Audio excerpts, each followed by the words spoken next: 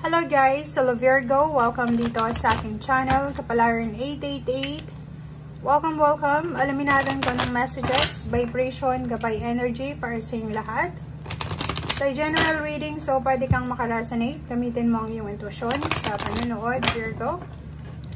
Okay, so ito ay general reading for the month of April 2024, Virgo. Okay, Virgo. Okay, so para to sa buwan ng Abril, sinasabi ng baraha sa'yo dito kasi number 5 to. Posible Virgo na marami kang mga inaalala. Marami ka sigurong bills na kailangan bayaran. Marami kang gustong, anong tawag dito?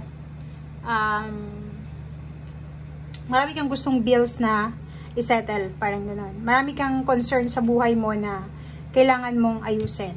Okay? Sinasabi ng baraha sa'yo dito na isa sa pwedeng maging solusyon mo this month is yung, for example, nakatanggap ka ng message na may kailangan kang bayaran.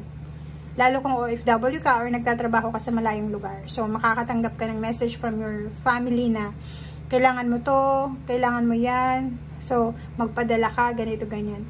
Sobra-sobra kang may stress dahil sa problema niyan. But, sinasabi ng baraha na isa sa pwede mong maging solusyon dyan is yung pagdo-double time, pagmumultitasking, pag-overtime. So, sobrang babad na babad ka sa trabaho ngayong April. Kasi kailangan mo ng pera eh. Kailangan mo ng financial na, yun, parang ganun. Kailangan mo ng pera. So, yun ang nakikita natin.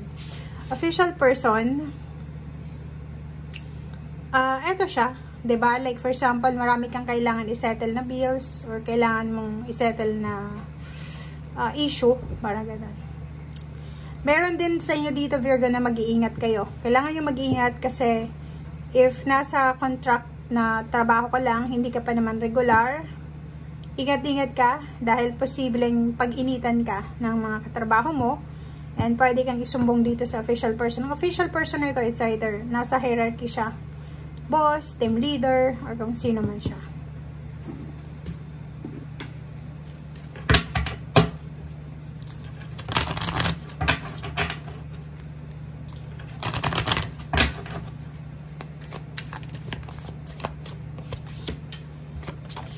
Okay, Virgo.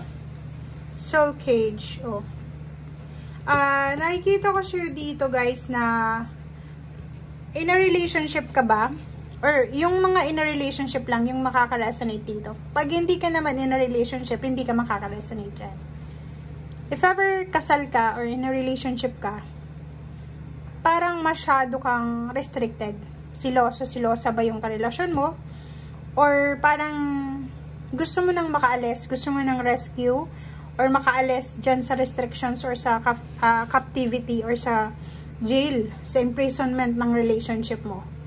Relationship or pwedeng business or pwedeng work yan, yung contract mo is sobrang hindi naman balance, hindi justice para sa'yo, diba? So, comment down below kung may mga Virgo kayo na feeling nyo nasasakal na kayo sa relationship nyo, nasasakal na kayo sa trabaho nyo, sa kontrata nyo.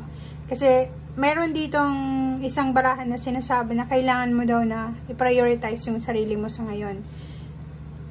Ibig sabihin yan, bigyan mo, Virgo, ng time ang sarili mo ngayon. Ipaglaban mo yung karapatan mo. And parang sinasabi ng barahan na kailangan mong makaalis dyan sa stagnation na yan. Kailangan mong makaalis dyan sa restrictions or sa jail na yan kung naka-jail ka sa relationship. Or parang nakano ka eh, captive, sorry. Okay, number 49. Yun. Kailangan mo ng balanse. Medyo yung balance to. Kailangan ng balanse sa lahat ng mga gagawin nyo. Sa lahat ng area sa buhay mo, balanse ang kailangan. Kulang sa balance, masyadong masyadong stressful yung situation mo. Lalo kung isa kang breadwinner, ikaw lang yung nagtatrabaho. Ikaw na yung pagod sa trabaho, ikaw pa yung pagod sa emosyonal. Parang ganun. Parang pinapasan mo yung cross yung pamilya mo, relationship mo, or trabaho kang pamilya.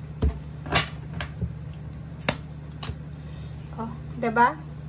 So, kung makikita mo 9 of Swords ka, makakaramdam ka ng lungkot, makakaramdam ka ng parang sleepless nights to. Hindi ka makatulog masyado. Sorry pero hindi naman ako yung pumili ng mga barahang to. It's a warning to sa'yo ngayong Abril. Kung halimbawa isa kang Virgo na naghahanap ka ng yung magandang reading, hindi ito guys. Kasi, ito yung ito yung awareness na binibigay sa atin ng tarot. Okay? So, yun. Pwede kang makaramdam ng anxiety, ng takot, ng depression. Kasi ang dami mong obligations diba? Punong-puno ka ng obligasyon Pasan mo yung lahat ng obligasyon. Nakikita ko siya dito, pagod na pagod ka na Nagtatrabaho ka sa umaga, nagtatrabaho sa gabi. Pinapasan mo yung emotional, financial na issue ng pamilya. Isa lang naman yung purpose mo or isa lang naman ang gusto mong gawin. Kaya mo pinapasan ito or kaya ka nagtitiis kasi gusto mo ng tagumpay Gusto mong maayos yung takbo ng buhay mo, financial, emotional. Pero nakikita ko sir dito, instead na ma-appreciate ka or ina-appreciate ka dapat ng mga tao sa paligid mo, walang appreciation kang natatanggap. So yun lang yung gusto mo Parang sinasabi dito ng isang Virgo na okay lang mag-sacrifice siya, okay lang magtrabaho, pero sana man lang ma-appreciate siya. Parang ganun. So sinasabi ng Barasir dito na laban lang, lumaban ka lang Virgo kasi parating na yung success mo and yung pagiging masipag mo, pagiging hardworking, determinado, matapang mo, strong, magdadala to sa'yo ng balanse sa pera. Tama yung ginagawa mo sa ngayon. Nakakapagod, nakakadrain ng energy, nakakalungkot, pero nasa tamang direction ka. 'Di ba? May parating na good news sa'yo, so doon ka mag-focus sa good news na to. May pwedeng, like for example, kung masyado kang masipag, magaling ka sa trabaho, syempre may balance ng pera dyan. Pwedeng may salary increase, may renewal of contract, or kano pa man. Nakikita natin dito na may mga selebrasyon sa pamilya na namimiss mo. Parang namiss mo siya dahil busy ka sa trabaho. Nakikita ko sir dito may konti kang panghihinayang, pero naman, masaya ka naman sa kung ano yung meron ka sa ngayon. Okay? Okay, so may meron ditong mga pamilya na pwedeng nag-aaway, hindi magkasundo. May choice ka daw. May choice ka para pumasok dito sa misunderstanding, sa pag-aaway na to, or may choice ka din para umalis, talikuran itong mga nag-aaway na to, and huwag kang makialam. And, yun yung focus mo, 'di ba?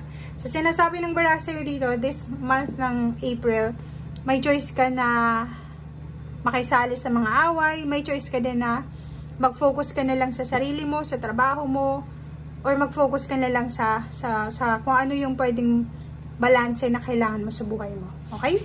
So, yan guys, ang sinasabi ng baraha. Thank you and bye!